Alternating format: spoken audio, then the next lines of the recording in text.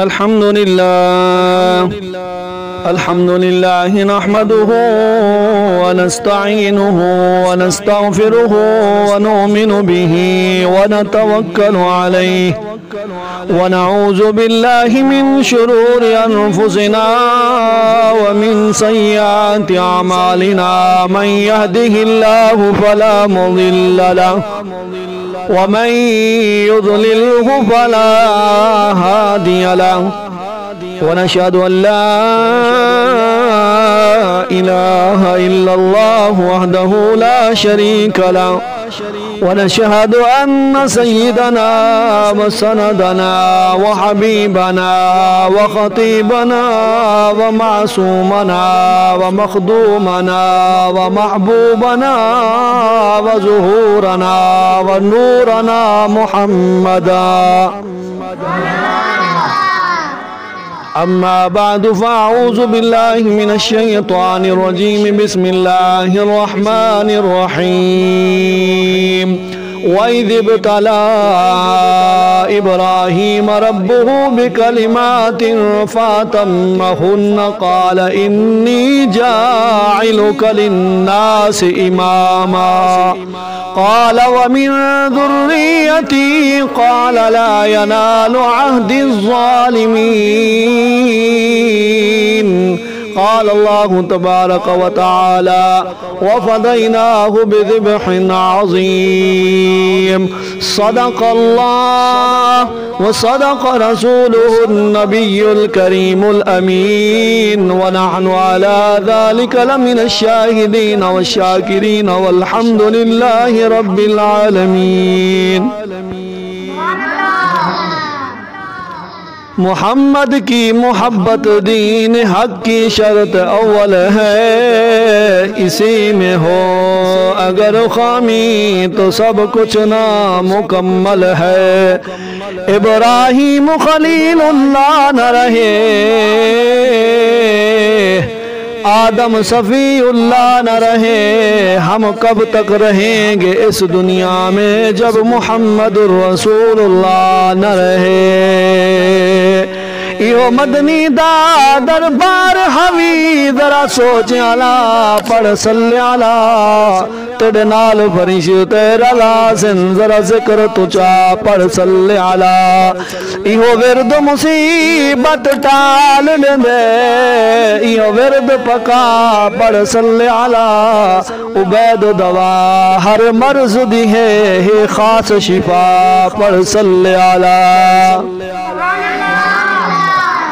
ول فرمایا چری کوت خلیل خدا دے پیارے، ای کوہن دے کتے ول ول کے تیڑی تیز کیتی میں دھارے.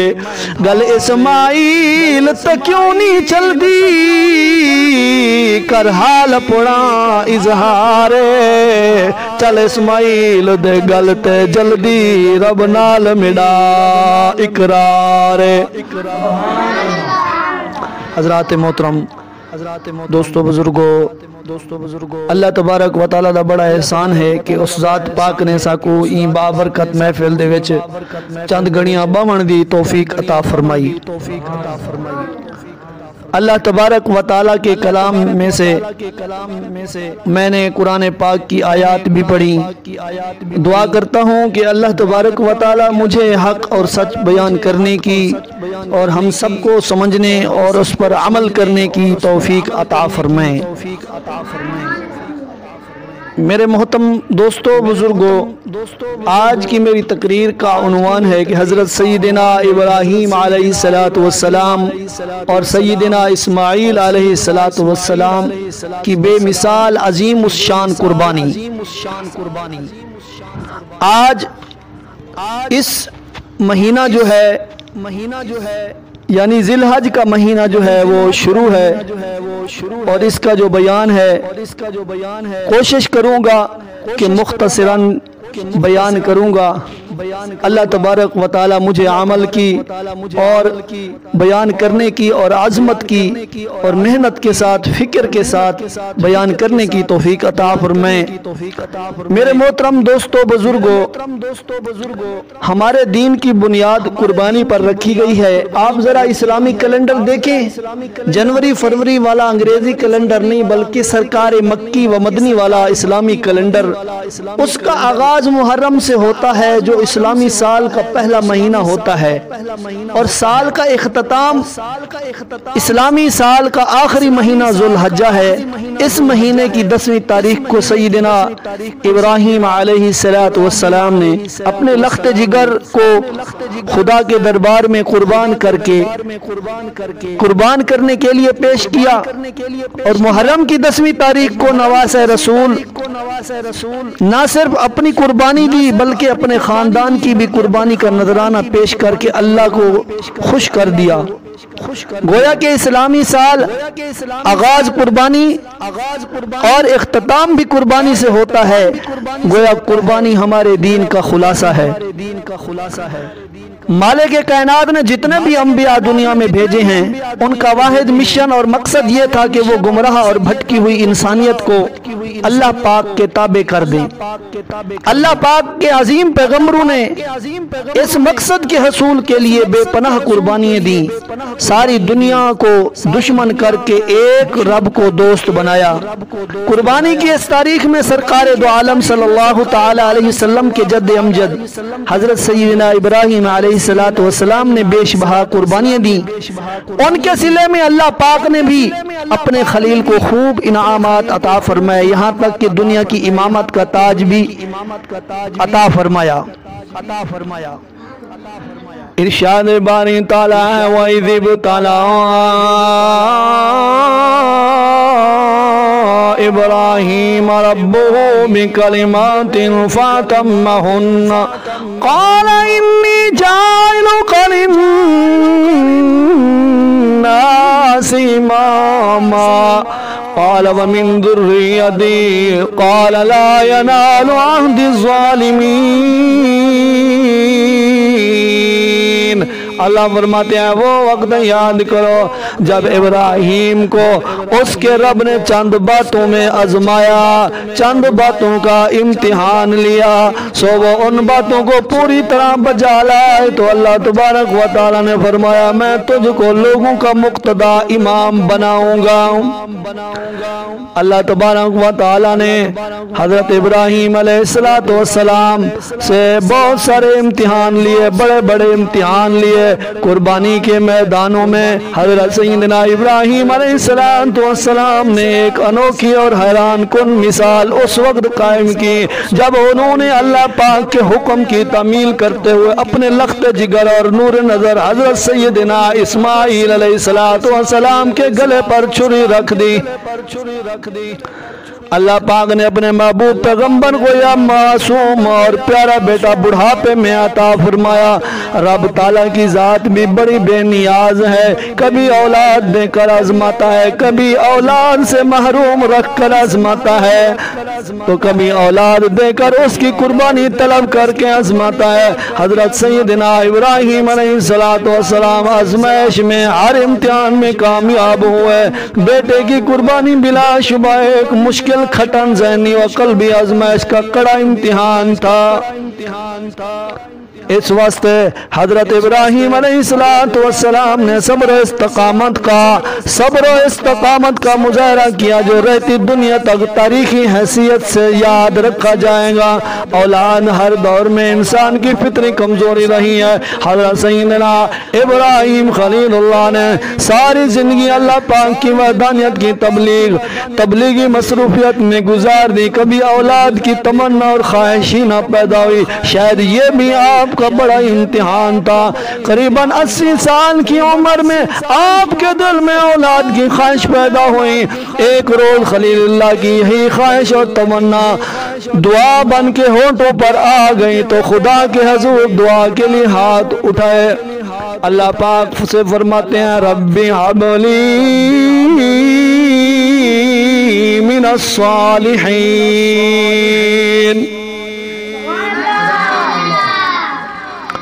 اے اللہ مجھے نیکوکار نیک اور صالح بیٹا عطا فرما۔ میرے محترم دوستو بزرگوں، اللہ تبارک و تعالیٰ کی ذات بڑی بے نیاز ہے۔ بیٹا بھی وہی دیتا ہے، بیٹی بھی وہی دیتا ہے۔ یہ آج عقیدہ بنا کے جاؤ، اپنا عقیدہ بنا کے جاؤ کہ بیٹا دینے والا کون ہے؟ بولو اللہ۔ بیٹیاں دینے والا کون ہے؟ اللہ۔ اللہ تبارک و تعالیٰ کسی کو بیٹے دیتا ہے، کسی کو بیٹیاں دیتا ہے۔ بیٹے دینے کا خزانہ اللہ کے پاس ہے۔ خدا تعالیٰ کے پیغمبر اللہ سے مانگتے ہیں۔ حضرت ابراہیم علیہ السلام نے بیٹا کس سے مانگا؟ بولو صرف اور صرف اللہ تعالیٰ سے، کسی نبی سے نہیں مانگا، کسی فرشتے سے نہیں مانگا، کسی قبر سے نہیں مانگا، کسی درخت سے نہیں مانگا، کسی پتھر سے نہیں مانگا، کسی پیر سے نہیں مانگا، کسی فقیر سے نہیں مانگا۔ ابراہیم علیہ السلام نے بیٹا کس سے مانگا؟ ذرا زور سے بتاؤ، بلند آواز سے بتاؤ۔ ابراہیم علیہ السلام نے بیٹا صرف اور صرف اللہ رب العالمین سے مانگا۔ معلوم ہوا بیٹے دینے کا ڈپو، اولاد دینے کا ڈپو میرے خدا کے پاس ہے، اس لیے اولاد اسی سے مانگنی چاہیے۔ سبحان اللہ۔ جو لوگ اللہ کا دروازہ چھوڑ کر غیروں سے اولاد مانگتے ہیں وہ مشرک ہیں اور شرک جلی کا ارتکاب کرتے ہیں۔ اللہ تبارک و تعالیٰ بھی موج میں تھے۔ جو ہی حضرت ابراہیم علیہ السلام نے دعا اللہ تبارک و تعالیٰ کے حضور مانگی، درخواست کی، فوراً خدا کے حضور سے آواز آئی، فَبَشَّرْنَاهُ بِغُلَامٍ حَلِيمٍ۔ اللہ پاک نے دعا قبول فرمائی، اللہ پاک نے دعا قبول فرمائی اور ساتھ ہی عظیم بیٹے کی بشارت دی۔ اللہ تبارک و تعالیٰ نے فرما دیا، پس بشارت دی ہم نے ان کو حلیم بیٹے کی۔ پیغمبر خلیل کی عظمت بے پناہ قربان جاؤں۔ بیٹا مانگا تو نیک صالح مانگا تاکہ وہ اللہ کے کام کا، اللہ کے نام کا بول بالا کرے، وہاں وہ میرے مشن کو بھی آگے بڑھائے۔ کیا شان ہے، باپ بھی عظیم بیٹا بھی عظیم، باپ بھی حلیم اور بیٹا بھی حلیم۔ اللہ تبارک و تعالیٰ نے جو بیٹا دیا، بیٹا بھی حلیم ہے۔ مانگا کیا تھا اور ملا کیا؟ مانگا تھا صالح اور نیک بیٹا اور عطا کیا تھا حلیم بیٹا، اس لیے کہ خدا کو معلوم تھا کہ صالح کے ساتھ اس کی صفت حلیمی سے بھی نوازا جائے گا، کیونکہ اس کو عشق اور امتحان کی ان وادیوں سے گزرنا تھا۔ جو صالح ہونے کے ساتھ ساتھ حلیم بھی برداشت کر سکتا ہے، والد سے جدا ہونا، بے آب و گیا جنگل میں رہنا، سخت محنت اور مشقت کرنا، پھر بھی چھری تلے گردن رکھنا، یہ سب کام ایسے بیٹے کے ہو سکتے ہیں جو صالح ہونے کے ساتھ ساتھ حلیم بھی ہو۔ خدا کی شان ہے، کسی کو حلیم دیا اور کسی کو حلیمہ دی۔ ابراہیم علیہ السلام نے دو دعائیں مانگی، ایسی مانگی کہ خدا کے خزانے کی روح ہی لوٹ لی۔ ایک اسماعیل کو مانگا، دوسرے محمد رسول اللہ صلی اللہ علیہ وسلم کو مانگا۔ پہلے کو مانگا جو زمزم والا ہے، دوسرے کو مانگا جو کوثر والا ہے۔ زمزم والا بھی دعائے خلیل ہے، کوثر والا بھی دعائے خلیل ہے۔ زمزم کی تاثیر بھی دیکھو، نہ رنگ بدلا نہ ذائقہ نہ خوشبو۔ کوثر کی تاثیر بھی دیکھو، نہ رنگ بدلا نہ ذائقہ بدلا نہ خوشبو۔ جو اسماعیل کی ایڑیوں سے جڑ گیا، نہ اس کا رنگ بدلا ہے نہ ذائقہ بدلا ہے اور نہ خوشبو بدلی ہے۔ خدا کی قسم صدیاں گزر گئی ہیں، آج وہ آب زمزم والا پانی موجود ہے مگر اس میں کوئی تبدیلی نہیں آئی۔ سرکار دو عالم صلی اللہ علیہ وسلم کی ذات گرامی سے جو جڑ گیا، نہ اس کا رنگ بدلا ہے نہ اس کا ذائقہ بدلا ہے نہ خوشبو بدلی ہے۔ قربان جاؤ صدیق اور فاروق اور اصحاب رسول کہ آپ میرے آقا حضرت محمد صلی اللہ علیہ وسلم سے ایسے جڑے کہ آپ کا آخر دم تک نہ رنگ بدلا نہ ذائقہ نہ خوشبو۔ کسی شاعر نے کیا خوب کہا کہ کیا نظر تھی جس نے مردوں کو مسیحا کر دیا، کیا نظر تھی کہ جس نے مردوں کو مسیحا کر دیا۔ کیا شان ہے، باپ بھی عظیم ہے، بیٹا بھی عظیم ہے۔ اللہ پاک کی بشارت کسی طرف اشارہ کر رہی تھی کہ نیک سے ہی نیکی کی توقع کی جاتی ہے، کیونکہ حضرت ابراہیم کے بیٹے اسماعیل نے ہی نبوت کا وارث بننا تھا اور جوان ہو کر تاج نبوت پہنانا تھا۔ باپ کی طرح بیٹے کو بھی آزمائش کے امتحانوں میں گزرنا ہوگا، کبھی باپ کی شفقت کے بغیر رہنا ہوگا تو کبھی بے آسرا جنگل میں ڈیرا لگانا ہوگا، کبھی خدا کے گھر کی تعمیر میں دن رات ایک کرنا ہوگا۔ تو کل وقت کے حکمرانوں اور ظالموں کے خلاف ڈٹ جانا ہوگا، کبھی غالب و غاصب قبیلوں کا مقابلہ کرنا ہوگا، تو کبھی آزمائش کے مختلف مرحلوں سے گزر کر اللہ کی رضا کے لیے گردن کو چھری تلے رکھنا ہوگا۔ اللہ پاک ایسا مہربان و شفیق ہے، جب رہتے بندے کو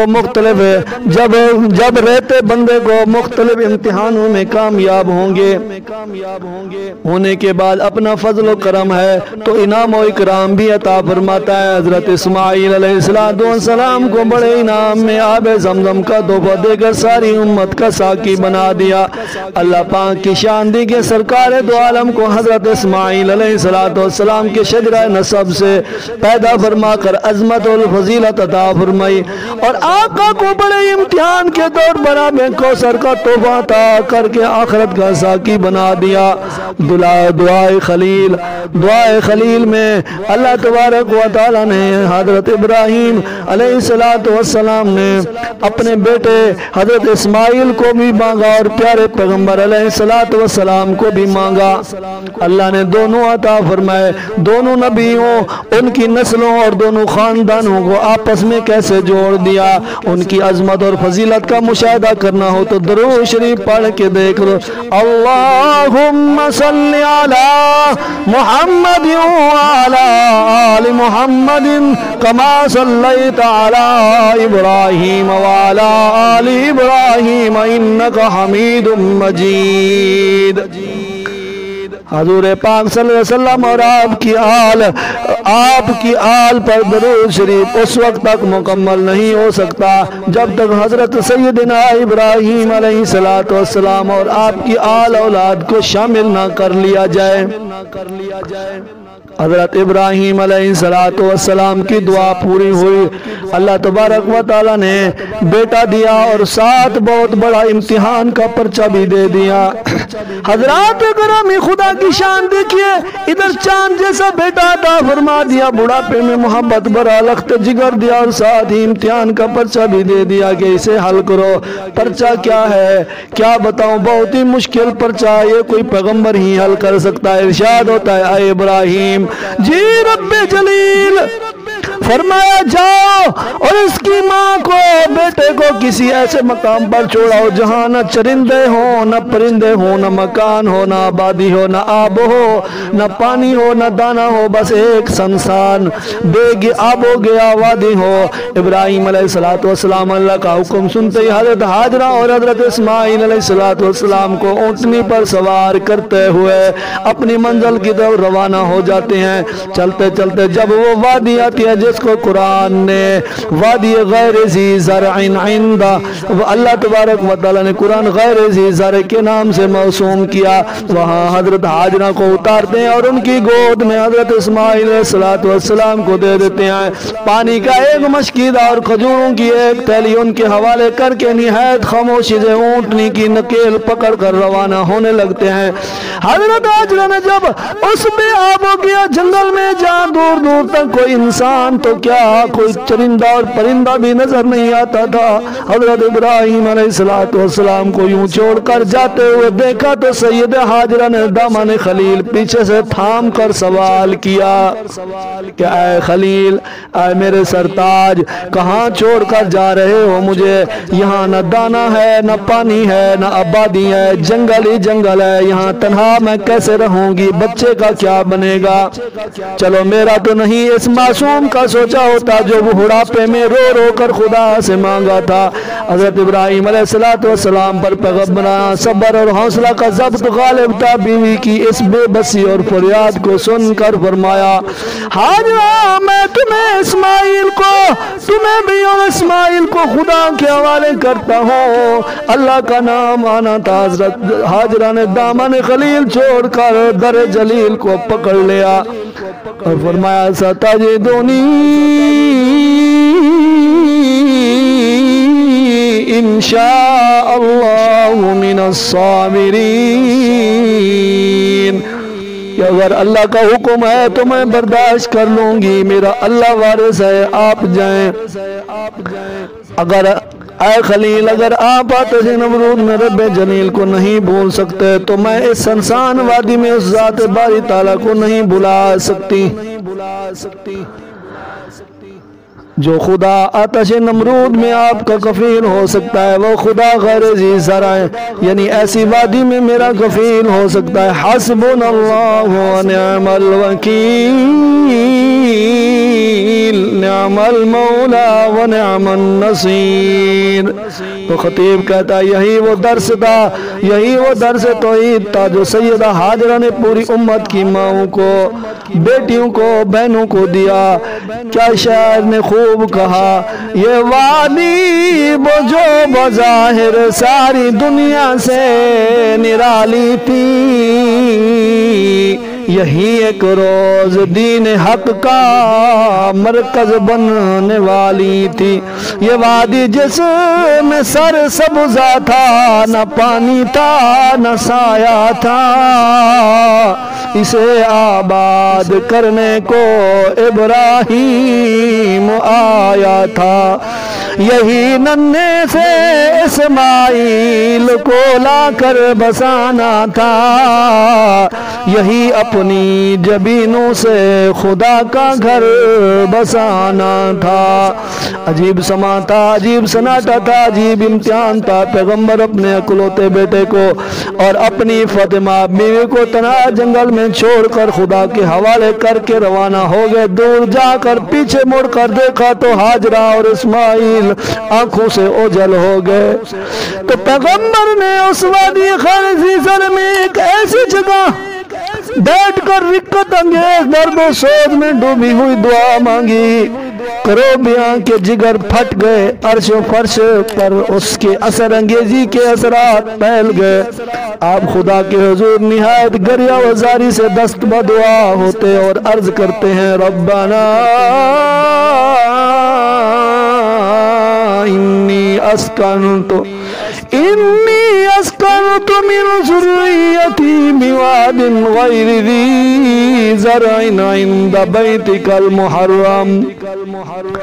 اے ہمارے رب، میں اپنی اولاد کو تیرے محترم گھر کے ساتھ لا کر بسائی ہے، نماز قائم رکھیں گے تاکہ یہ محترم گھر عبادت گزاران توحید سے خالی نہ رہے۔ پس تو اپنے فضل و کرم سے ایسا کر کہ لوگوں کے دل ان کی طرف مائل فرما دے۔ ربنا لیقیموا الصلاة فاجعل افئدة من الناس تهوی الیہم، اور ان کے لیے زمین کی پیداوار میں سے سامان رزق مہیا کر دے تاکہ تیرے شکر گزار بندے بنے۔ وارزقہم من الثمرات لعلہم یشکرون۔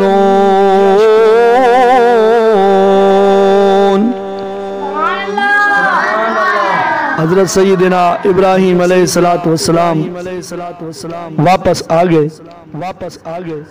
اور واپس آنے کے بعد وہاں پر پرورش ہو رہی ہے۔ حضرت جو توشہ ساتھ لے کر گئے تھے، جو پانی اور مشکیزہ اور کھجوریں تھیں، وہ سارا کا سارا جو لے کر گئے تھے وہاں استعمال ہو رہا ہے اماں ہاجرہ اور بیٹا حضرت اسماعیل جو نومولود بچہ ہے اللہ کی زیر سایہ وہاں پروان چڑھ رہا ہے اور وہ زندگی گزار رہے ہیں اللہ کی بندی اکیلی ایک اللہ کی ذات اور ایک اپنا چھوٹا سا معصوم بچہ اور ایک اکیلی مائی عورت جنگل میں ڈیرا لگا کے اللہ تبارک و تعالیٰ کو راضی کرنے کے لیے بیٹھی ہے کیا کسی خوب نے حضرت ابراہیم علیہ السلام کی اس دعا کو شعر میں بند کر دیا سحر کے وقت ابراہیم نے اٹھ کر دعا مانگی سکون قلب مانگا خوئے تسلیم و رضا مانگی کہ اے مالک عمل کو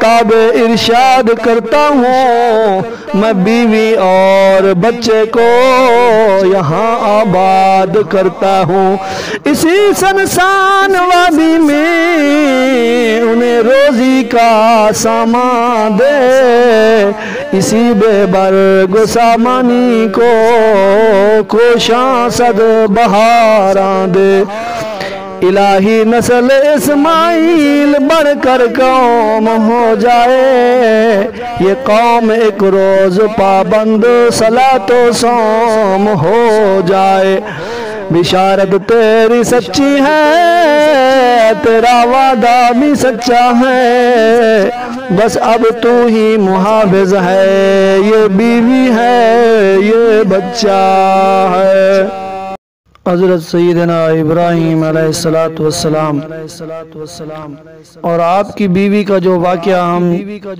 سن رہے ہیں حضرت حاجرہ جب آپ کے پاس جو خورد و نوش کا سامان جو تھا وہ ختم ہوا کھجوریں بھی ختم ہو گئیں اور پانی بھی ختم ہو گیا اور جو دودھ پلا رہی تھی دودھ بھی ختم ہو گیا لیکن وہ وقت بھی آ گیا کہ پانی رہا نہ کھجوریں تب اماں ہاجرہ بہت سخت پریشان ہوئیں اور اسماعیل علیہ السلام کو چھوڑ کر پانی کی تلاش میں نکلی بے چینی کے عالم میں کبھی صفا پر جاتی اور کبھی مروہ پر اور جب اسماعیل علیہ السلام سامنے تڑپتے اور بلکتے ہوئے نظر آتے تو دوڑ پڑتی اسی عالم اضطراب میں چکر لگاتی رہیں آخر حضرت اسماعیل علیہ السلام کی شدت پیاس ایڑیاں رگڑنا اور سوکھی ہوئی زبان جب سامنے آئی تو بے اختیار ہو گئیں اور رو رو کر عرض کیا باری تعالیٰ میرا تیرے سوا کوئی نہیں میری مشکل حل فرما اور حضرت اسماعیل علیہ السلام کے لیے اس کی سوکھی ہوئی زبان کے لیے پانی کا انتظام فرما دے رحمت حق کو اپنی پاک بندی کے اس والہانہ دوڑنے اور بے کسی اور بے بسی کے عالم میں خدا کے ہاں دست و سوال کرنے پر جوش آیا اور فرمایا جبرائیل جی رب جلیل جاؤ پر مار کر اسماعیل علیہ السلام کی ایڑیوں سے پانی کا چشمہ جاری کر دو جبرائیل امین علیہ السلام آتے ہیں پر مارتے ہیں اور اسماعیل علیہ السلام کے پاؤں تلے ایک آب شیریں میٹھے پانی کا چشمہ جاری ہو جاتا ہے سبحان اللہ العظیم یہ آب زمزم کا وہی چشمہ ہے جو حضرت اسماعیل علیہ السلام کے پاؤں کی ایڑیوں کی برکت سے جو تمام کائنات کو سیراب کر رہا ہے ہر سال حاجی لاکھوں کی تعداد میں وہاں بھی سیراب ہوتے ہیں اور لاکھوں ٹن پانی پورے دنیا کے حجاج ساتھ لاتے ہیں خدا کے دین ہے سیدہ حاجرہ نے صبر کیا تو بیٹے کے پاؤں سے چشمہ نکل آیا سیدہ مریم نے صبر کیا تو خشک زمین سے پانی نکل آیا خشک کھجور سے زیادہ و تازہ کھجوریں کھانے لگیں کھانے کے لیے مہیا کر دی گئی سیدہ مریم نے جب صبر کیا تو خشک زمین سے پانی نکل آیا اور خشک کھجور سے تر و تازہ کھجوریں کھانے کے لیے مہیا کر دی تبارک الذی بیدہل ملک وہو علی کل شیء قدیر۔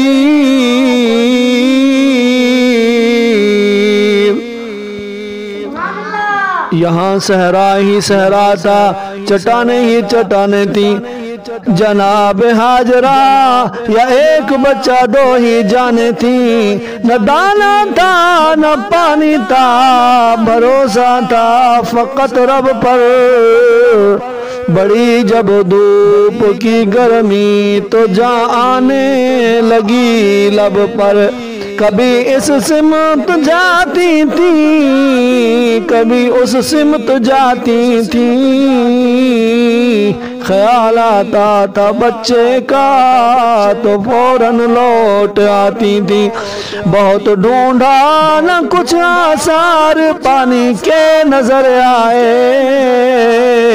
جدھر اٹھتی نظر جھل سے ہوئے ٹیلے نظر آئے، سنی آواز ننھے کے بلکنے اور رونے کی، تڑپ اٹھے کے ساتھ آ گئی ہے جان کھونے کی۔ پلٹ آئی تو دیکھا دور سے ننھا تڑپتا ہے، کہ جس پتھر کے سائے میں لٹایا تھا وہ تپتا ہے۔ رگڑتے ایڑیاں دیکھا زمین پر اپنے بچے کو، پکارا حاجرہ نے کانپ کر اللہ سچے کو۔ قریب آئیں تو پر کھولے ہوئے جبرائیل کو پایا، انگوٹھا چوستے سائے میں اسماعیل کو پایا۔ جہاں پر ایڑیاں بچے نے رگڑی تھی بھی ناچاری، ہوا تھا چشم آب سرد شیری کا وہاں جاری۔ حضرات گرامی، اللہ تعالیٰ نے محض اپنے کرم و فضل و کرم سے اس مقام پر اپنی رحمتوں کے دروازے کھول دیے۔ ایک دن بنی جرہم کا ایک قبیلہ اس وادی کے قریب سے گزر رہا تھا۔ انہوں نے دیکھا کہ تھوڑے فاصلے پر کچھ پرندے اڑ رہے ہیں۔ جرہم نے کہا کہ یہ پانی کی علامت ہے۔ اس پر جرہم نے قریب آ کر دیکھا کہ ایک نیک خاتون ایک بچے کو لیے ہوئے بیٹھی ہے، تو اس قبیلے کے قافلہ کے سردار نے سیدہ حاجرہ سے اس چشمے کے قریب ٹھہرنے کی درخواست کی، جس کو سیدہ حاجرہ نے منظور فرما لیا۔ اسی طرح وہاں آبادی ہو گئی۔ قبیلہ کے سردار نے اپنے دوسرے رفقا اور احباب کو بھی وہاں بلا لیا، جس سے اچھی خاصی آبادی ہو گئی، اور آہستہ آہستہ یہ وادی کی ایک قریہ کی شکل اختیار کر گئی، اور آج اسی جنگل میں منگل کا سما ہے، نہ قریہ ہے نہ بستی ہے۔ آج اس مقام پر وہ شہر آباد ہے جسے مکہ مکرمہ کہا جاتا ہے، جہاں صرف سال 20 لاکھ انسانوں کا سمندر حج کرنے گیا ہوا تھا، اور الیہم افئدۃ الناس کی عجیب تفسیر سامنے آتی تھی۔ حضرت ابراہیم علیہ السلام درد و سوز میں ڈوبی ہوئی دعا وہ کام کر گئی۔ آج پوری دنیا کے کائنات کے مسلمانوں کے دل مکہ مکرمہ کی حاضری کے لیے نہ صرف تڑپتے ہیں، بلکہ سر کے بل بھی جانا پڑے تو اس کے لیے بھی وہ دیوانہ وار تیار ہیں۔ سیدنا ابراہیم علیہ السلام اس مدت میں ایک دفعہ تشریف لائے، مگر اسماعیل علیہ السلام کی غیر حاضری میں واپس تشریف لے گئے۔ آخر ایک دن پھر آیا، سیدنا خلیل علیہ السلام اپنے فرزند اجمر کو دیکھنے کے لیے تشریف لائے۔ اب کا ملنے کی تو اجازت تھی اور پیار کرنے پر بھی کوئی قدغن نہیں تھی، البتہ ایک اور سخت امتحان کا پرچہ ڈال دیا گیا، جسے قرآن کریم نے حضرت اسماعیل علیہ السلام کی تاریخ کے ساز عنوان سے یاد کرتا ہے۔ چنانچہ حضرت ابراہیم علیہ السلام تشریف لے گئے اور اپنے لخت جگر اور فرض ارجمند کو دیکھ کر اپنا سینہ ٹھنڈا کیا، مگر قدرت کو اب کچھ اور ہی مقصود تھا۔ میرے محترم دوستو بزرگو، یہ تھی حضرت سید سیدنا ابراہیم علیہ السلام کی یادگار قربانی کہ آپ نے اللہ تبارک و تعالیٰ کے ہر امتحان کو پاس کیا. اللہ تبارک و تعالیٰ نے دنیا میں بھی آپ کو انعام و اکرام سے نوازا اور آخرت میں بھی آپ کو عزت اور انعام و اکرام سے نوازا. اللہ تبارک و تعالیٰ سے دعا ہے کہ اللہ تبارک و تعالیٰ ہمیں اس جو سنا ہے بیان اس کو سمجھنے اور اس پر عمل کرنے کی توفیق عطا فرمائے. وما علینا الا البلاغ المبین.